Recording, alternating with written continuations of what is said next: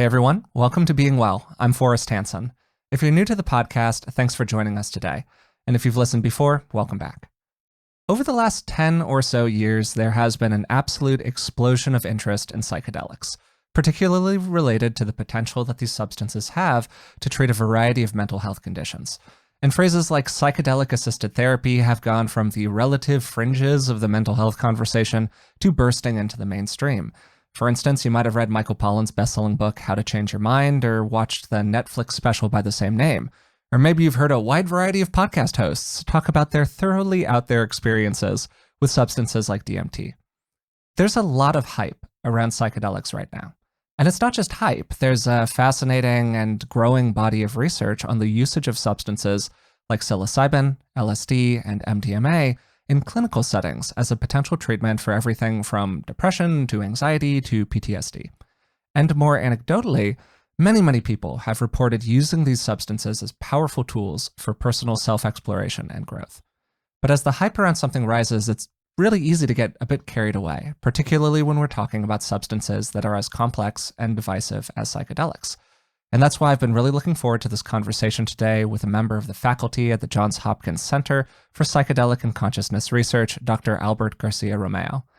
Al is a member of the Psychiatry and Behavioral Sciences faculty at the Johns Hopkins University School of Medicine, and his research examines the effects of psychedelics in humans, with a focus particularly on psilocybin as an aid in the treatment of addiction. So Al, thanks for joining me today. How are you doing? Doing great, thanks. Thank you for having me on.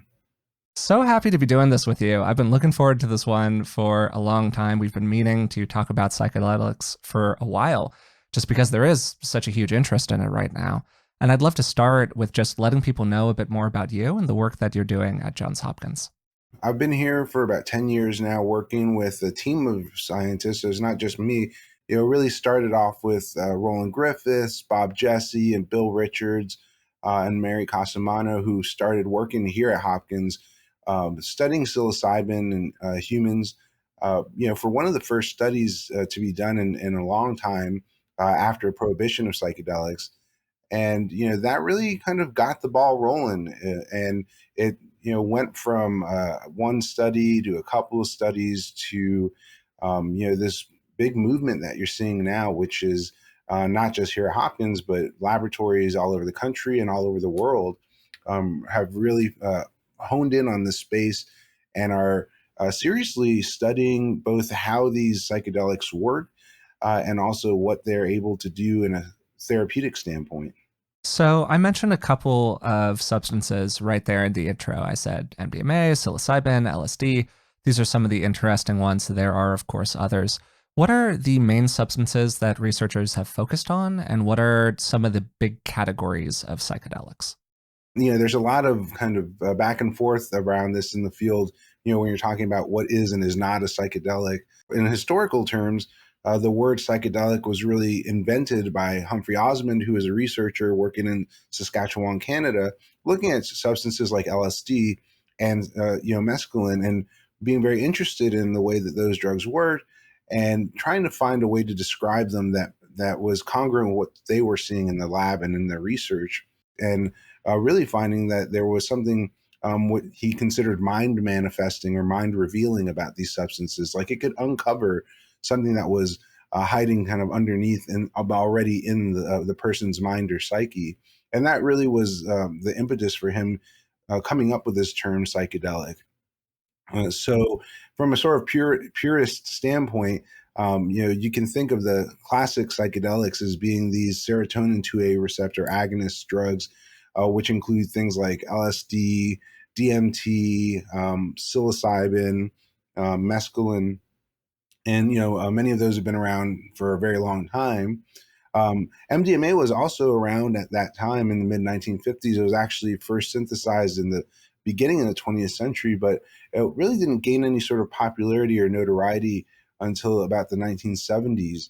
And at that time, there were therapists who were actually using it in therapeutic settings and finding that was very helpful for facilitating the therapeutic process. People like Dave Nichols, who have been working in this field from a pharmacological standpoint for decades and, very important thinkers, have kind of described MDMA and some of these other substances that are related to it, like MDA, as what he called entactogens, meaning that they allow you to touch within or to come into contact with your experience. And oftentimes that, has a very emotional tenor, but it can also, have a sort of connecting sort of quality as well, in terms of helping people connect with one another, as well as being in touch with their own emotions. And so when you talk about something like MAPS, the Multidisciplinary Association for Psychedelic Studies, they're not focused only on drugs like LSD and psilocybin, but they do look at other substances. And actually, a lot of the work, coming back to your first question, that's been done over the last couple of decades has really focused on two substances, one being psilocybin and the other being MDMA. And so I mentioned MAPS. MAPS has been for several decades now pushing an initiative to study MDMA-assisted therapy for people with post-traumatic stress disorder, or PTSD. And they've moved that along rather far in this process of medical evaluation and approval. It's not quite to the approval stage yet, but based on what I've seen in terms of the media and the published research, it's pretty close. And I'm guessing within 12 to 15 or 18 months that you might see movement on an approval for medical use of MDMA, which is exciting because, it Yeah. has been a decades long process. It was just like the classic psychedelics, sort of maligned and really, talked about as being this dangerous party drug in the mid 1980s, which led to it being scheduled in 1986. But since then, it's come a long way to, these MAPS funded studies looking at MDMA, really showing that it's remarkably effective treatment when paired with good talk therapy for PTSD, and basically getting it to that place where it may become available in clinical settings in the U.S. Not too long from now. Yeah, so that's been a big one. The other one, and as this is the area that I've been focusing on myself, I've been looking at psilocybin, and so this is more in the classic psychedelic side of the fence. Works slightly differently in the brain, but psilocybin has been studied, as I mentioned, here at Hopkins and then other labs at like NYU, Imperial College London, University of Alabama, Birmingham. So there's a lot of work going on, really examining how does psilocybin work and how can it be deployed therapeutically. And a lot of that is focused primarily on mood disorders like major depression, and also substance use disorders, which would be what we typically talk about as addictions colloquially. The work on both of those particular types of conditions has been very promising, using psilocybin in a sort of supportive counseling or setting with kind of wraparound treatment, really showing that there's some potential for using psilocybin in a therapeutic framework like that. But it's not quite as far along in the medical approvals process, but it's also working its way in that direction. So I would imagine that there could be some medical approval of psilocybin use in probably 3 or 4 years in the US, I hope. Yeah, I mean, that's incredibly exciting. It's very validating for the work that you're doing as well, I have to imagine. And as you mentioned while you were doing that great overview of the field right now, these substances have drawn the attention of researchers for a pretty long time. I mean, Albert Hofmann first synthesized LSD back in 1938. He famously used it for the first time in 1943. It's referred to as Bicycle Day. If you're not familiar with that, it's a pretty funny story. And then research started in earnest in the 50s and 60s. And then, as you also alluded to, it was ended around the 1970s, largely due to culture wars of various kinds, which included a lot of misunderstanding about how risky these substances were. You can go trace that lineage back even further in terms of researchers being interested in this stuff.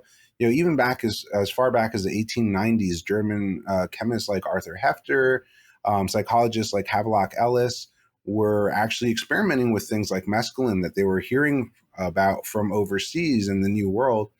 And, the real kind of longer history, before Western science showed up, is that indigenous cultures have known about these substances and have used them as part of their traditional cultural and spiritual practices for at least, several thousand years. For a long time, people have known about and used these substances. probably in part to alter their consciousness, just like we would use something like alcohol. But there seemed to be something that spoke to perhaps a spiritual or religious type of dimension from these experiences, at least according to the indigenous cultures that were encountering them. And I think that that also made it um, sort of a point of interest for scientists when they first encountered them and wanting to learn more. Hoffman kind of famously discovered and synthesized LSD in 1938 and 1943, as you mentioned, but he wasn't working on psychedelics. He wasn't interested in psychedelics. He was, just trying to make new medicines.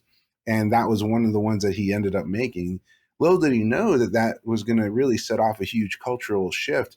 And not only that, but LSD actually was an important part of the process of us discovering modern day neuroscience and neurotransmitters like serotonin.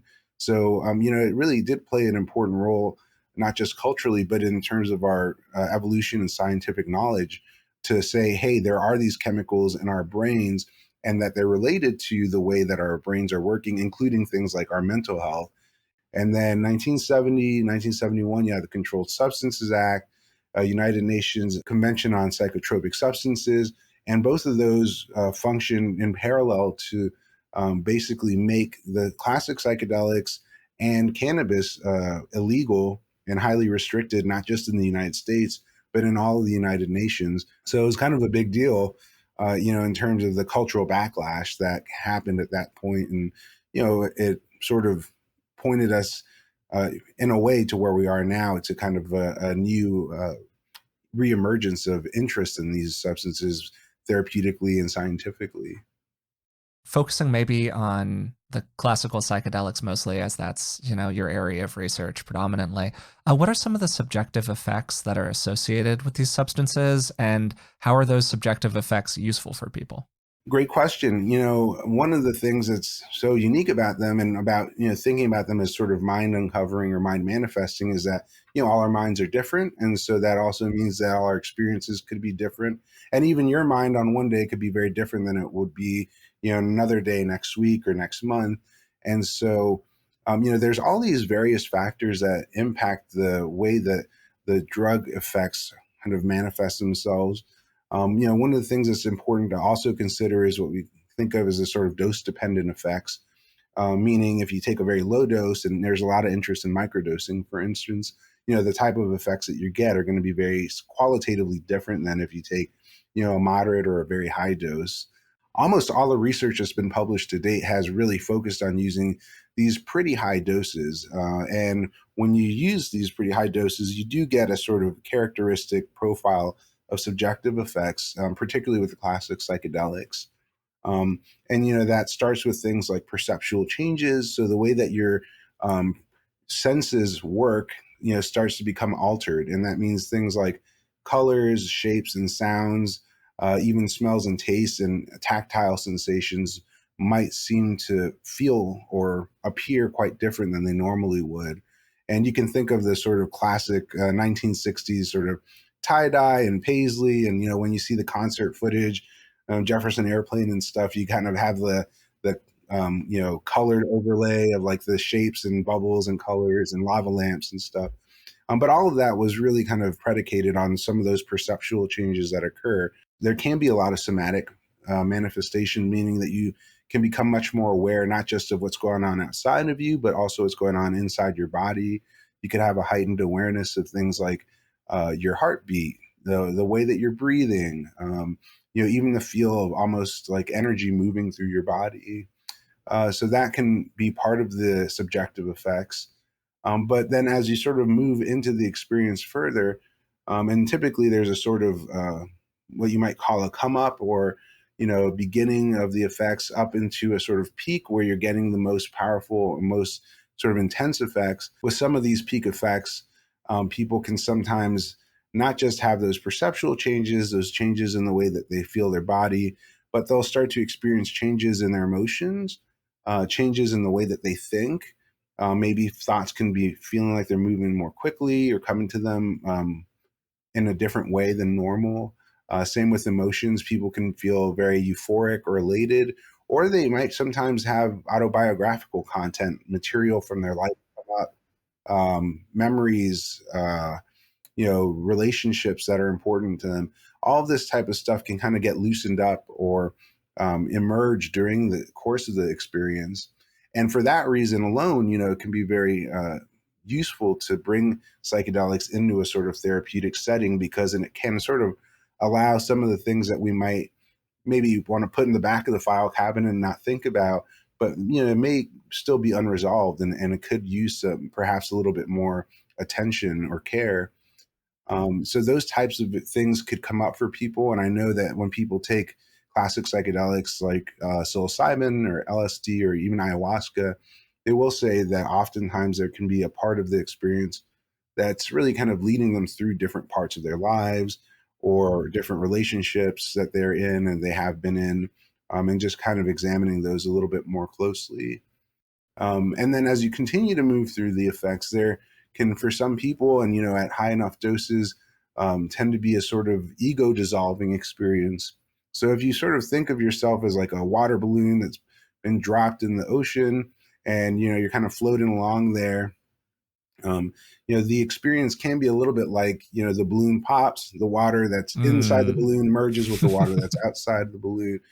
And that can be both a very frightening experience for some people when they feel like their sense of self or their sort of normal boundaries of what they are and what the world is have kind of come down. But for other people, it can be a sort of spiritual experience or a very existentially meaningful experience where they feel like they're maybe coming in touch with what it means to be mortal and their own impending death. Or they might feel like they're merging or in union with something bigger than themselves, whether they think of that as the universe at large, a higher power, or just nature and the rest of the world and people around them. And again, the real key qualitative feature there being that there's this sense of unity or oneness, and that can be accompanied by lots of other features like positive moods, feelings of love, gratitude, and so on. So those are the types of experiences that we found that can be very helpful, in some ways for catalyzing the psychotherapeutic process with helping people with, depression and substance use issues, and also in palliative care settings. So, for instance, cancer patients who are dealing with a serious illness. There are, of course, what you can talk about as bad trips or challenging experiences. People can have a really intense sense of anxiety, fear, panic. They can feel disoriented. So it's not all, rainbows and unicorns. It can be really scary for people, and difficult. And like I said, sometimes memories might come up that might not be your favorite ones. Maybe that might be ones that were particularly difficult. And for some people, that can be very disconcerting as well. That all this to say, that subjective effects can vary quite widely. And, people can go anywhere from having a very mild, sort of pleasant aesthetic experience of, watching the clouds melt and move around to, thinking that they're, viscerally dying and being very frightened, or having, an experience that they consider very personally meaningful and almost spiritually significant. So there's a lot of options there.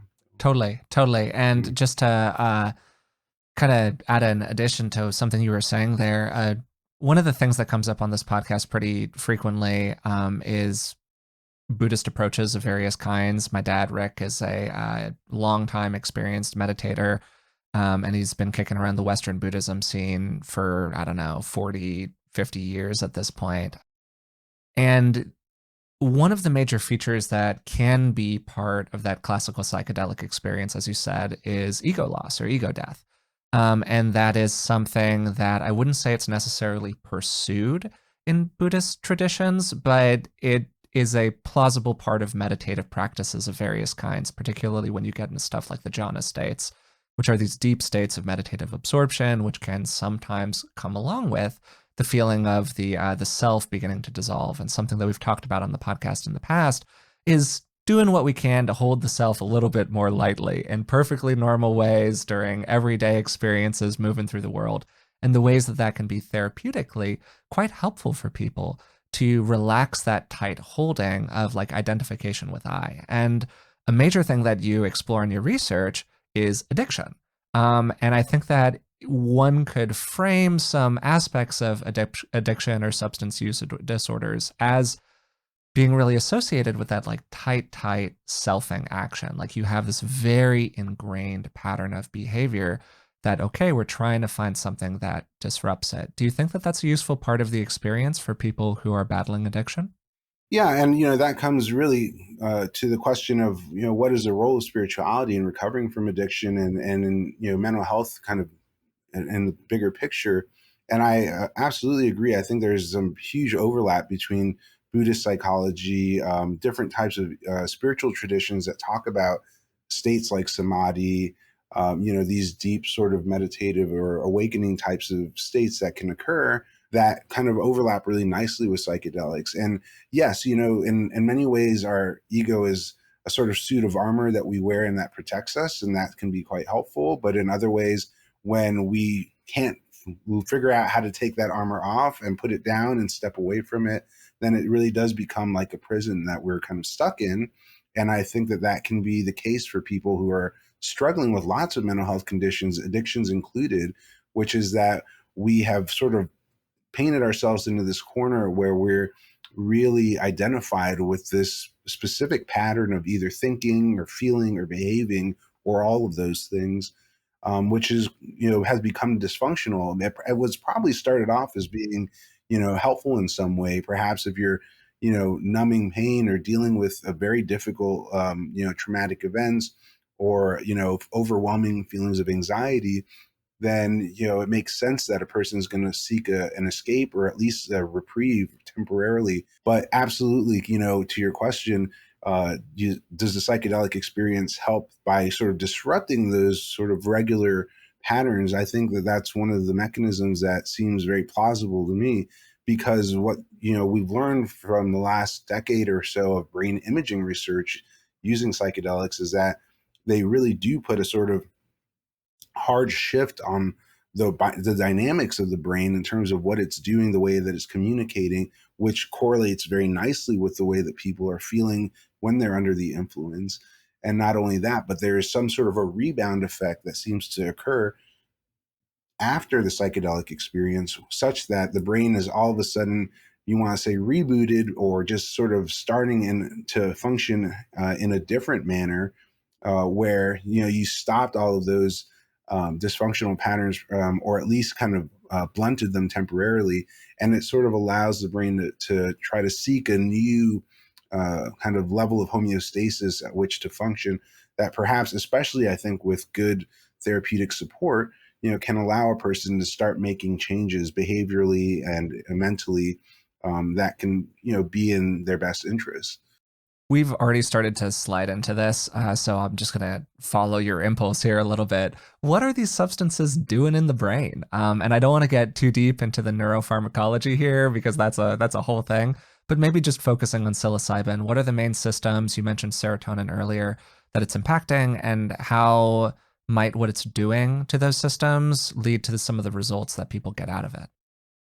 Yeah, this is a great question. I will just start my response by saying I'm not a neuroscientist. I work with some really amazing neuroscientists like Fred Barrett, Manoj Das, and there's other folks like Katrin Preller, and they're the real experts out there in terms of how these drugs work in the brain. But I'll give you kind of like the version that I'm comfortable with, that based on reading their work. One of the pioneers in the field in terms of imaging the brain with psychedelics was Robin Carhart Harris, who Yeah. was initially at Imperial College in London, now in California, continuing to do work in this field. But taking a step back from the imaging piece, so I guess I should start maybe in a more basic level, which is what you mentioned before.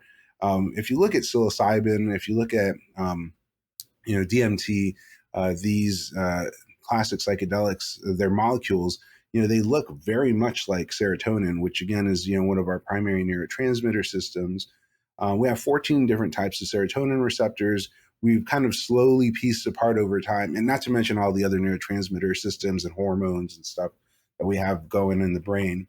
But over time, we've been able to piece together this little puzzle that seems to indicate that this specific serotonin 2A receptor is one of the main primary sites of psychedelic function, meaning that when the drug goes into the body and then comes into the brain, it's binding specifically to these serotonin 2A receptors, which are all over the cortex. And then what's happening afterwards is still a bit of a mystery, but we are starting to piece apart, certain other downstream effects in systems like glutamate, and some of which seem to be linked to things like proliferation of new connections in the brain, and then particularly in key regions like the prefrontal cortex, the hippocampus. And so we have seen, this is mainly from animal models in mice, rodents, and even in pigs, that when you have even a single administration of one of these classic psychedelics, that it spurs a growth of new synapses, which are connections between brain cells, new dendrites, which are the little antennae that grow out to form these connections. And so really it's causing the brain to change on a structural level. And again, that's sometimes good, sometimes not so good, because that could happen, for instance, in addiction or in a tumor, for in a way that you get growth that you don't want. But the growth that's happening here is in these areas that seem to be really helpful for mechanisms that would be potentially therapeutic, like helping us think and plan and decision make in ways that are more well refined. And so, as well as emotional regulation centers. So, moving into some of the more bigger picture kind of human imaging stuff, a lot of what's been done has focused on the brain network dynamics, the way that certain different parts of the brain kind of work in concert or as networks to sustain things like attention and our sense of self. There's a lot of early on talk about the default mode network. I think we probably move beyond that at this point to really kind of look at a lot of the other parts of the brain and what's going on there. But the default mode network story is interesting just because there are certain hub regions of that default mode network, like the medial prefrontal cortex, like the anterior cingulate cortex, where you're seeing the differences not only under the influence of the drug, but after the drug is gone out of the system, a day later, a week later, a month later, there's still differences in the way that those parts of the brain are communicating with other parts of the network. And so those changes in brain dynamics and functional connectivity seem to be pointing to some of the shifts that we're seeing in people when they have an experience with a psychedelic and then they say a week later or a month later, I feel like my anxiety is lower, or I feel like I have less depression now. So, I think that's been a big takeaway from a lot of this work, is that the brain network dynamics are changing. But we're also just learning more and more about how different little regions of the brain, like the claustrum or the thalamus, the thalamus is such an interesting part of the brain because it sort of takes all of the sensory signals that come in like a switchboard and then sends it off to all the different parts of the cortex where that information is processed. And, the way that the thalamus is sort of communicating is, again, acutely altered under the influence. And that may have something to do with those perceptual changes I noted, but could also be helping with this sort of reboot in terms of emotional and thinking processes that we see down the line. And I noted emotional regulation is particularly the amygdala, which is this really important part of the brain in terms of monitoring what's important for us to pay attention to, particularly things, for instance, that are risky, like, hey, this is scary, you need to look out for this. That has been shown in multiple studies to have less activity when people are under the influence of psilocybin, and also that those changes seem to correlate with things like reduced depression. And so, again, the story is still kind of being written as we learn more, but there are all these really interesting brain changes that we've been able to observe both at the cellular level, at the circuit level, and at the whole brain level. That's really giving us a better understanding finally. And there's really just a huge, A breadth lot of of, potential here. Yeah. yeah, of, different mechanisms on the brain level that we're starting to understand a little better. And so it's really exciting, hmm epigenetics as well. Yeah, it's a fascinating part of the literature. Yeah, so there are these two lanes that we've already named. There's all of the stuff that you just said about what's going on in terms of the structure or function of the brain, the connectivity of different networks. It would probably be fair to refer to most of this research as kind of like quote unquote early stage, but it's really, really well done, really interesting research. And then there's this other layer of the subjective experience that people have when they've ingested this substance and their psychological integration of that experience post experiencing it, right? And they're both happening. There is probably a conversation between both of those parts on some level. And there's a really dynamic and somewhat divisive conversation that's going on in the field right now about which of those is what's really doing the trick. Is it both of them? Is it one of them more than the other? And I was wondering what your take on all of this was. Yeah, no, I think it's a great question. My colleague David Yaden and folks like David Olson also in California have sort of weighed in on this a bit. And I've also written a little bit about it in the conclusion to a paper I published last year with my team, where we were basically talking about why we're interested in studying psychedelics for Alzheimer's disease and related dementias. I really kind of conceive this as two sides of the coin. There's the biological and brain mechanisms, there's the psychological and subjective effects. It doesn't seem like you can really have one going on without the other. Even if you have some sort of brain mechanisms happening that look like psychedelics, if people say they're not having the subjective experience, which we can do by blocking the serotonin 2A receptor, then would that lead to something like the same type of therapeutic benefits? And my short answer to that question is I think there's therapeutic potential on both sides of the coin, meaning that I think for specific types of conditions, mainly in the psychiatric area, which we have a really hard time finding good treatments in that field. So when you're talking about treating depression, when you're talking about treating addictions, when you're talking about palliative care, where you may just simply be trying to provide some level of acceptance and quality of life, the subjective effects are very important. And that's just based on, 10 years of clinical observation working with participants where they feel like their experiences are giving them some level of insight, some catharsis, some sort of emotional understanding, or just a better perspective on their life and, what they want out of that, which can be transformative. So I think that's really important. But there's also other conditions like migraine headaches, like potentially neurodegenerative conditions, where you may be able to just have very low doses that are not producing these psychoactive effects, but are producing some of those other benefits I mentioned, like connections and new synapses in the brain, which could have therapeutic benefit. So the jury is still out. I think it makes sense for scientists to try to study this question more in depth, and certainly to create medicines that would have some of the potential benefits without some of the psychoactive effects. Uh, but I also don't think that they're going to work as well, particularly in those psychiatric types of or mental health conditions, I would say, or certainly not in the existential ones, because the experience is part of it.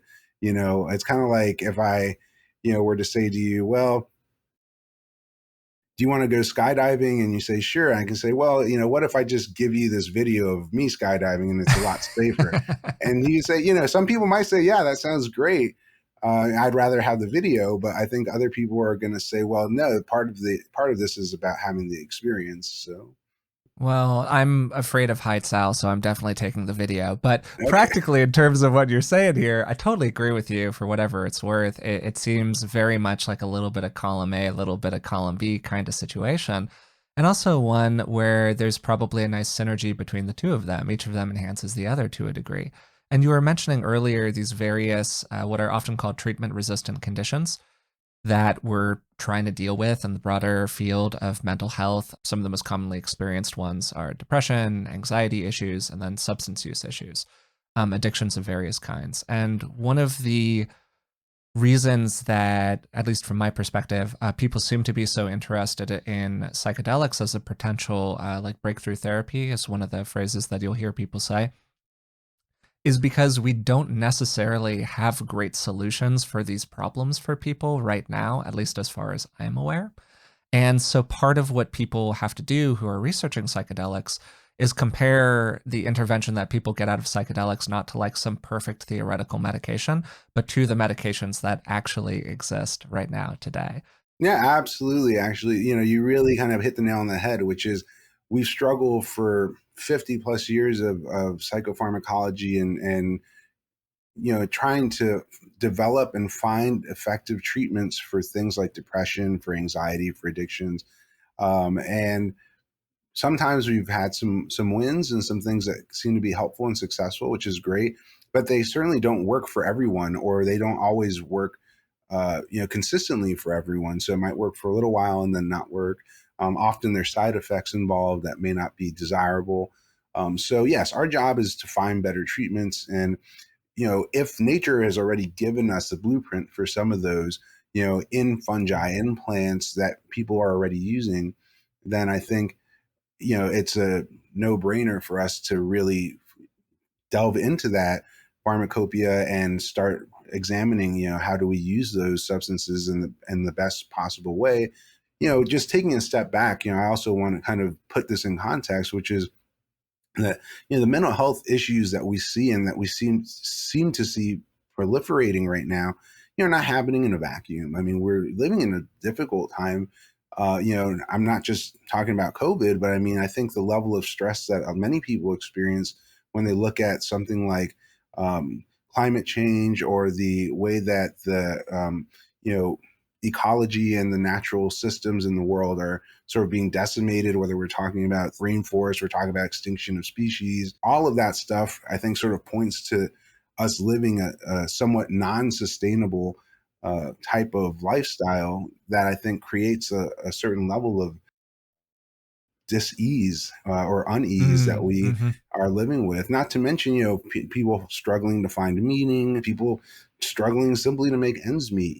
People who are in poverty. So there's a lot of systemic and structural issues that I think are part and parcel to the mental health problems that we're facing right now. And I don't think that psychedelics are necessarily going to change those things, but they could potentially help us to become more motivated to face them head on. But the nice thing is that, there is, I think, a real potential, at least for the time being, for us to, like you said, at least increase our ability to treat people a little bit more effectively by putting these types of treatments out there in the world.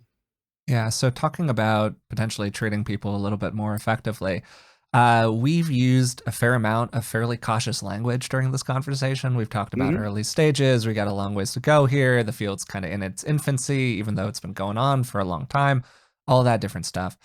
Do you think that we've gotten to a place here where you're comfortable saying with a reasonable degree of confidence that these substances help people in name these different categories, dealing with depression or anxiety or smoking cessation, whatever it is? Or do you think that we still need to accrue a lot more evidence before you're comfortable making a claim like that?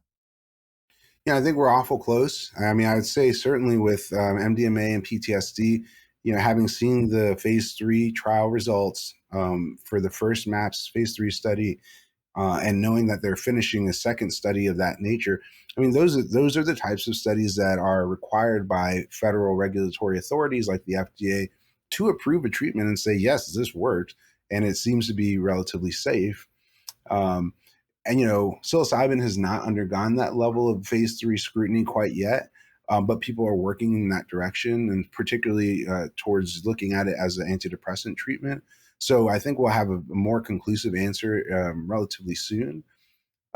But based on what's available right now, I mean, I think, and have to think about this also in the context of historical use. There's been a lot of people using these substances for not just decades, but for centuries. The safety seems pretty clear cut. I mean, there's obviously risks, as there are risks with almost any type of substance, but doing it the way that we've been doing it, with careful medical and psychological screening, providing a sort of container which includes psychological support before, during, and after the drug administration, the risks are very low, if not, near, what you would expect for any sort of effective treatment.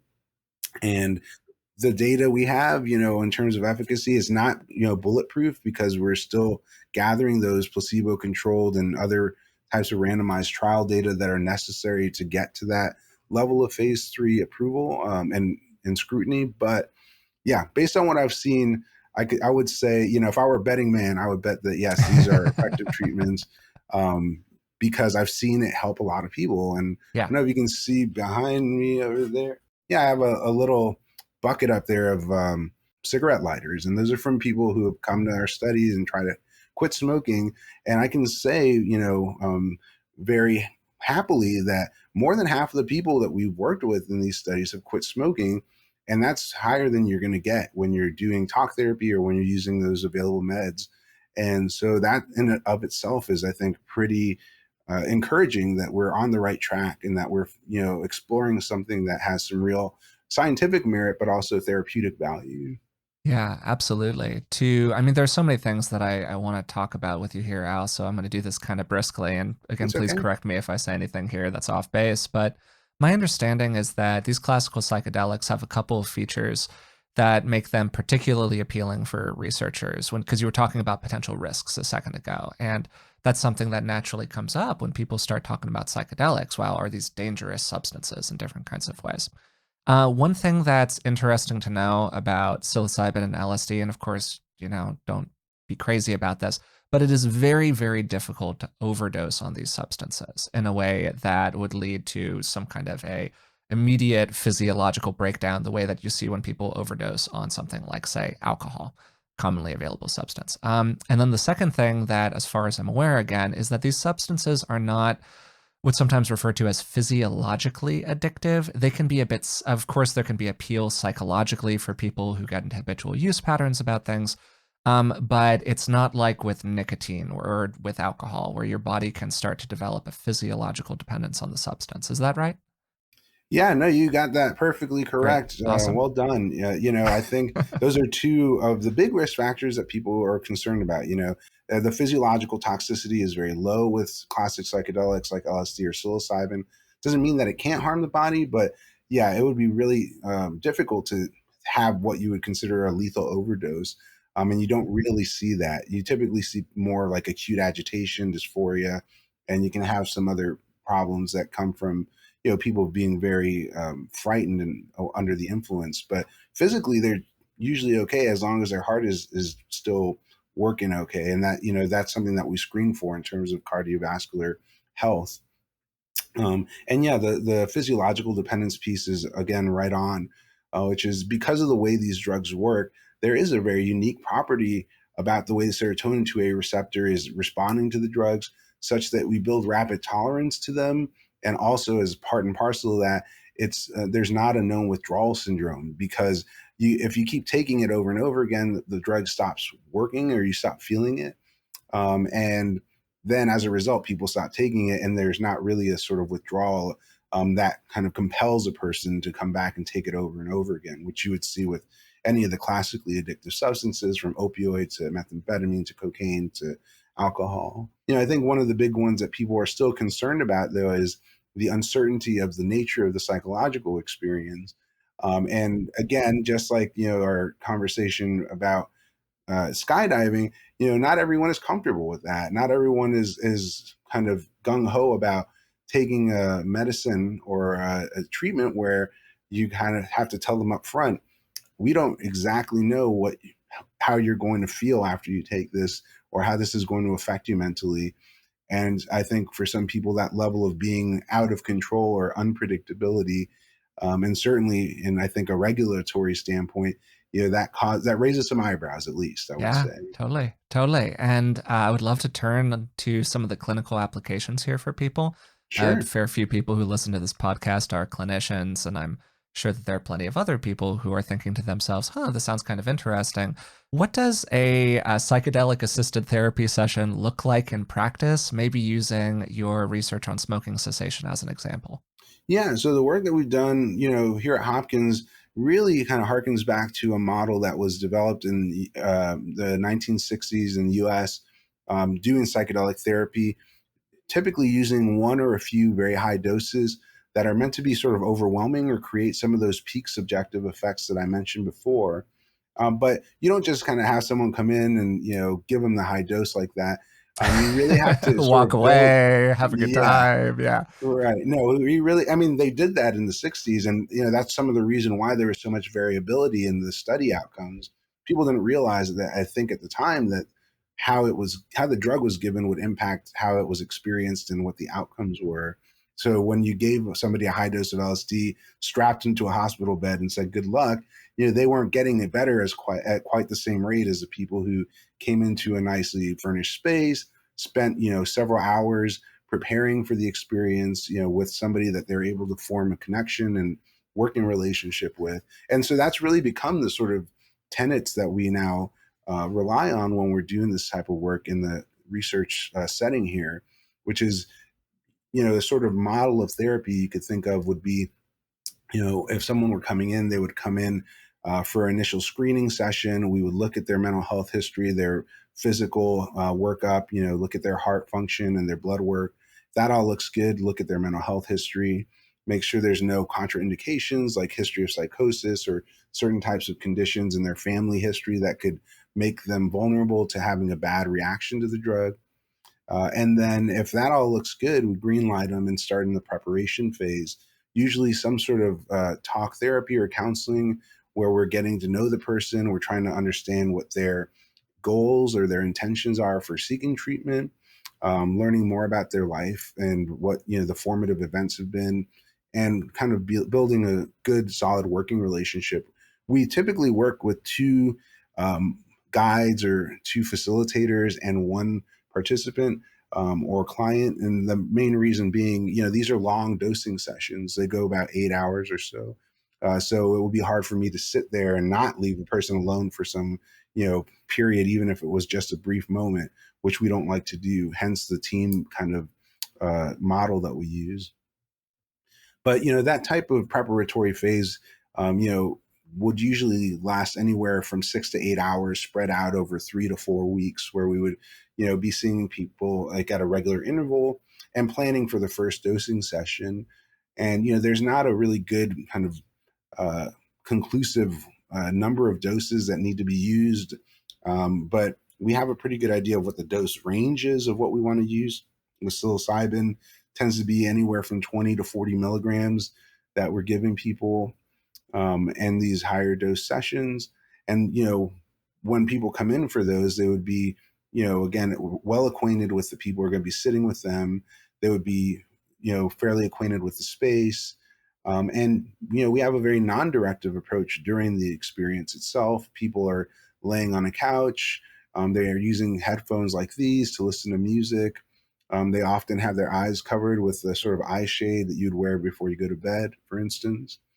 And we do all that to really encourage an inward focus. And so it's really easy to become caught up in the perceptual effects. Oh, the carpet is moving, or, the lights are kind of, going dim and bright, which is interesting, but it can sort of take away from more of the introspective type of space that you can enter under the influence.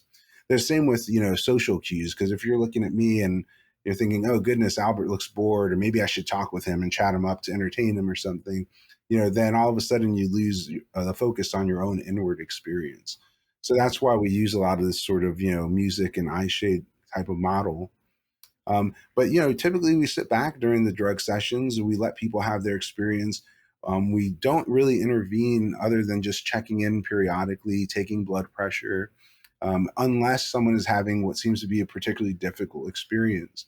They get very frightened if they're crying, if they're seemingly anxious, then we're going to come up and sit with them, try to talk them through that, because oftentimes it's something that's coming up for them that they may feel overwhelmed or anxious or upset. And so we want to provide some level of interpersonal reassurance and support. And that typically, I would say 99% of the time does the trick to get people, through that process, but not always. And, we do have medications on hand to help people calm down if that's needed. But that's very rare in my experience. But when the session kind of resolves on its own, which usually takes about 6 to 8 hours, and people go home, they rest, and we have a follow-up or integration period where in the day after, and then typically for several weeks up to a couple of months after, we'll continue to see the person repeatedly, checking in on them regular intervals, once a week or once every other week. And part of that is to just make sure that they're still feeling supported and that they're not having any lingering effects that are untowards. But also part of that is to process and unpack the experience. What was that like? What came up for you? If there were any sort of insights or valuable lessons, what were those? And how do we sort of make the most of them now? Because you can think of the period right after the session as being almost a particularly ripe plastic period to make changes if you're able to go in there and do that with good facilitation.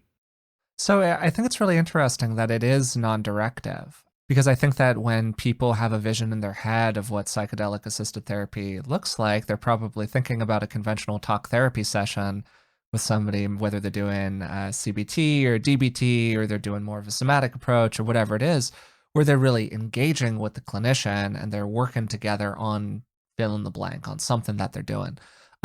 So it's interesting that you're talking about essentially people having a fairly inward journey that's proctored, sure, but they're just mostly moving through their own material. Is that right? And how did people kind of get to that as the format for this? Well, that's exactly right. I think you described it perfectly. But there were different models of psychedelic therapy that were being kind of developed and practiced early on in the 50s and 60s, and it sort of diverged. There's a little fork in the road in a way where some therapists, primarily in Europe, on the European side of the pond, were practicing what we talk about as psycholytic therapy, where you would do the same type of preparation, perhaps, but then you would use sort of lower doses where people were still generally in control of their faculties, and they would lay and do a course of talk therapy during the drug effects. And this was kind of in line with your psychoanalytic tradition that was pretty dominant at the time, where you kind of picture a person laying on the couch and talking to the therapist. So that was something that was being done and still done today, in some underground circles. And I think that there's potentially some value there in using, concurrent talk therapy with the psychedelic dosing. And we even will sometimes engage in that type of stuff during the dosing sessions here because people will want to talk and engage, and they'll have some sort of a thought or emotion come up that they want to process in real time. But the model that kind of emerged more on the North American side really kind of focused on having these overwhelming experiences, these peak experiences, or these transcendent or mystical experiences, where the focus was much less on the interpersonal relationship in the room and much more on the sort of mental contents, and even reaching the state of ego dissolution. And so when people are there, oftentimes they don't really want to be engaging with you anyways because they're having this sort of very profound experience.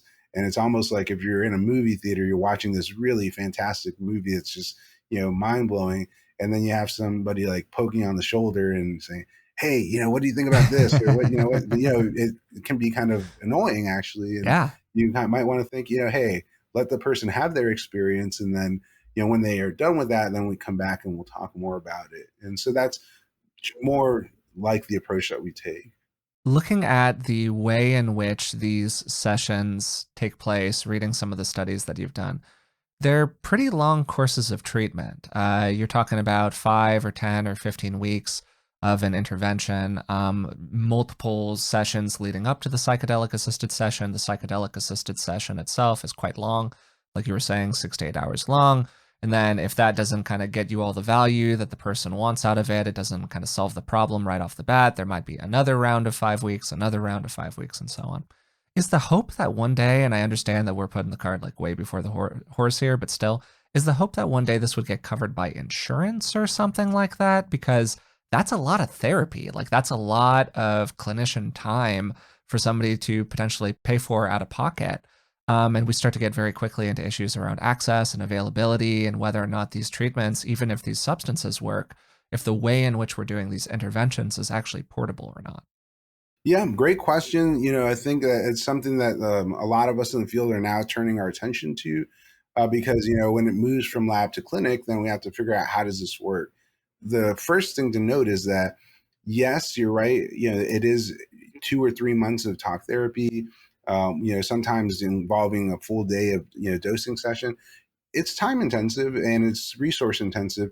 But if you kind of look at a person that's been smoking every day for 40 years, a person that's been dealing with depression or trauma that's really been crippling them in terms of their ability to live their life, for decades, then it is a kind of a short time course to be able to see sometimes very profound changes. But in terms of the affordability and the access, yeah, I mean, this, one of the big problems that we have in this country, I think, is that we have a for-profit model of healthcare. I don't think that really makes sense. It doesn't work. It sort of treats healthcare as a luxury item and not as a human right. And so that means that if whatever type of illness or condition I have, if I have enough money and insurance coverage, I can get it. And if I don't, then I can't. And too bad. And so I think, that's something we're going to have to grapple with one day, sooner or later, as a sort of a bigger picture issue. But yeah, I think that MAPS and others are certainly thinking a lot about, how do we get insurance payers to cover this type of therapy and treatment to make it accessible, because there is, I think, a need for it. And even if your kind of guiding, light post is dollars and cents and profits, which it often is for, a health insurance organization or something like that, there is savings on the back end, even though there's a great amount of investment on the front end, because people, if they are stopping smoking, if they are stopping using some of these toxic substances, or if they're feeling less depressed, then they can go out and, live a life that is not going to be involving, kind of consistent chronic illness, going, into the doctor, going into the emergency room. There is a sort of, on the back end of this, a recoup of the investment. But yeah, I think we kind of have to shift our priorities here anyways, because it shouldn't Totally. really be about dollars and cents. It really should be about easing human suffering. And Yeah, if we're learning ways to do that, then we need to find ways that are economically viable to do that. totally. But, the other part of the access issue is really, getting this to people who, many of whom are marginalized, and people who are coming from minority communities that are suffering from high levels of poverty, incarceration. And so many of those people are the least well-resourced, and also the ones who could use this type of treatment the most, because they've suffered so much trauma and mental health problems. So yeah, it's going to be imperative that we figure that out, and we really kind of be proactive about making sure that there is a way to get this to all the people that need it. I'm optimistic that we can do it. And I know that, that people in the field are taking that seriously as a challenge, in terms of figuring out how we're going to do that. As we get to the toward the end here, Al, I would love to hear from you where you think we're going with all of this. To give one example of that, almost all of the research that I'm aware of on psychedelics focuses on psychedelics as a treatment for mental health issues of various kinds, for pathology, basically. But there are plenty of people who might not have a pathology, but they might really want to use these substances for a variety of different reasons. As they have been used, as you were mentioning toward the very beginning of the conversation, for, as near as we can tell, thousands of years in various contexts as tools for personal growth, let alone recreation. But there is certainly like a mental health aspect of this that could be very useful. For starters, is that something that you think is going to get studied? And also, kind of attached to that, just where do you think the field as a whole is going to be in 5 or 10 years? Yeah, great questions. I think, it already is being studied. And, a lot of the work that's been done at Hopkins and other places has been in healthy volunteers, as we call them, people who aren't presenting with any clear pathology. But we've also done studies in priests and religious professionals to understand how these types of experiences can impact their spiritual life and their professional efficacy. We've also done this work in people who are long-term meditators, like your father, who have a regular practice, and try to understand, how are they experiencing these very altered states of consciousness produced by the drugs, as well as in novice meditators. When you take your normal person off the street who's interested in learning a meditation or other type of spiritual practice, and you either give them some high dose psychedelic experiences or you don't, in a controlled fashion, what does that do? And it does seem to sort of amplify or accelerate the ability for people to not just adopt some of these spiritual practices, but to get benefits from them. So I think that's a great point, that there's, I like to think of these as different sort of piles of psychedelic use, because there's been obviously like this indigenous use that's happened for so long, which is generally around these different types of cultures and traditions that have been around for a while. But then there's also been another culture of sort of recreational use that has emerged, in the 1960s and has still, been around since, and during the electronic dance music era and raves, which I think has its own equal level of validity. Recreational is often talked about as a sort of, it's really maligned and thought of in negative terms, but people need to have fun and enjoy their lives. And I think that if people use these as tools to get there, then that has its own level of validity. And certainly as much as, going out to a happy hour with your friends after work or something like that, which is perfectly socially accepted. People like Bob Jesse and others in the field have talked about, using psychedelics for the betterment of well people, meaning if you're not presenting with pathology, can you also get some benefit from that? And the answer seems to be yes. And so that also begs the question of why would we make this only accessible under these certain conditions, if the insurance is going to pay for it because you clearly have like a severe major depression. And yeah, I think that kind of puts us in a space where perhaps, there needs to be availability or access to people who want to explore these substances in a more spiritual manner, or merely for, like you said, if they're looking for personal growth, not for treatment. Those are really, I think, places that need to be looked at. And, that ultimately just begs the question of the criminalization of drugs and drug use in general, because I don't think that helps at all. And I think that it's a sort of a silly policy that we've been stuck with since the 1970s, this war on drugs that has not reduced addiction, has not reduced drug-related problems. And so, decriminalization at least, seems to be like a very feasible response to saying, look, if people want to use these substances and they have a good understanding of the risks, and they're doing them in ways that are safe, just like any person who's drinking a beer at a bar, then why would we restrict that? In terms of where the field is going, I wish I knew the answer to that, but a lot of the work has been kind of exploring new conditions, looking in different directions, whether you're talking about Alzheimer's or anorexia or, chronic illness like persistent Lyme disease. We're starting to really branch out and say, well, what else can we use this for? As well as kind of diving in deeper to say, well, how are they really working biologically and psychologically? And then, also figuring out, well, what are the best ways that we can roll this out in a therapeutic setting? Does it need two therapists? Can we figure out ways that are more easy to access, or more easy to implement?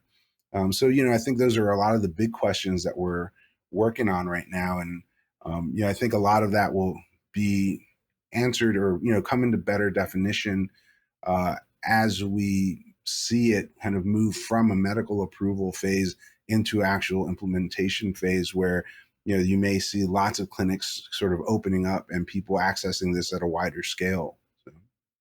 Yeah, for sure. And thanks for joining me today, Al. I really enjoyed this one and just really appreciate the work you're doing. Absolutely, my pleasure. Thank you for having me on here.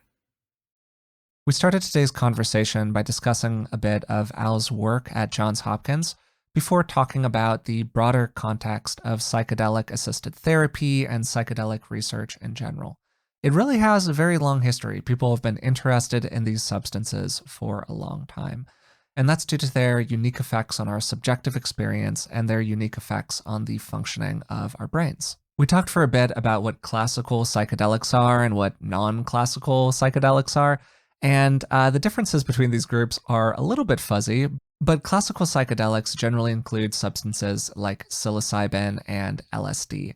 And some of the unique features of them that make them so interesting to researchers include the subjective effects of these drugs, which at the perceptual level can include changes in vision or sensitivity, hearing sounds that aren't there, seeing objects start to undulate or look like they're underwater, brightening colors, louder sounds, whatever it might be. And then on a deeper level, there can be a kind of uncovering that Al talked about early in the conversation, where these deeper layers of the psyche seem to come into our awareness, and maybe something kind of bubbles up from the subconscious, or maybe there's an unraveling of our egoic self altogether. And that might sound appealing to you if you're somebody who listens to this podcast, or it might not. And there are absolutely instances of people using these substances and experiencing a lot of discomfort, a lot of fear, a lot of anxiety going on the so called bad trip. But when well supervised, these substances have been found to be really very safe.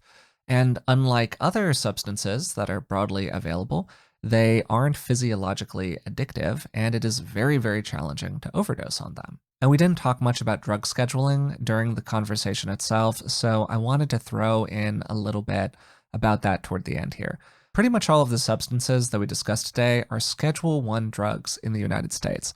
This means that according to federal agencies, they have both a high potential for abuse and no medically accepted use. And just being transparent, it seems totally ridiculous to me that these substances have a Schedule 1 classification when physiologically most of them are less dangerous than alcohol, and there is incredibly promising research on the viability of these substances as novel treatments for some of the most treatment-resistant conditions we've ever tried to deal with.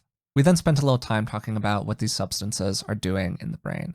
And psilocybin and LSD work inside of the serotonin system. They have a variety of different effects on the brain's systems, and we're really still in our infancy in terms of understanding what exactly is happening inside of the brain that is leading people to have the profound experiences that are associated with these substances. And then alongside that, what it is about the changes to maybe brain chemistry that might all of a sudden make it a lot easier for somebody to quit smoking, for example. From there, we spent a little bit of time talking about why it is that these substances work, and specifically, is it just about those neuropharmacological effects? Is it just about what they're doing in the brain? Or is there something in the psychedelic experience itself, the trip that people go on, that contributes to their effectiveness? Would it be possible, theoretically, for some manufacturer to distill these substances down to what you can put in a pill, you pop it, and you solve your problem? And I would say that both Al and I are a bit suspicious of that possibility for a whole bunch of different reasons, and it seems likely that it's a little bit of column A and a little bit of column B. What's going on in the brain, of course, matters, and your subjective experience during the use of these substances probably contributes to their effectiveness as well. Al then laid out what a psychedelic-assisted therapy session looks like in practice. It often involves a number of sessions leading up to the psilocybin-assisted session itself. Then the psilocybin-assisted session is pretty darn long. It's 6 to 8 hours in general. And then people do a bit of integration afterward alongside the assistance of a couple of clinicians. A couple things about this were really interesting to me. The first is how these sessions are very non-directive. I don't know why I thought this, but I kind of thought going in that they would have more of a classic talk therapy style of approach. But it turns out that most of the instruction that they give to the people during these sessions is to focus on their internal world, which makes sense if you think about what these drugs are probably doing for people. And it might actually be a little bit disruptive when you're going through this profound experience to have somebody sort of nudging you from the side, being like, hey, tell me about your feelings or your early life experiences or whatever it might be. And then the dosages that are studied are really pretty high. And it seemed to me that this is because they are trying to get people to that place of maybe not full ego dissolution, but where they have that spiritual or mystical style of experience.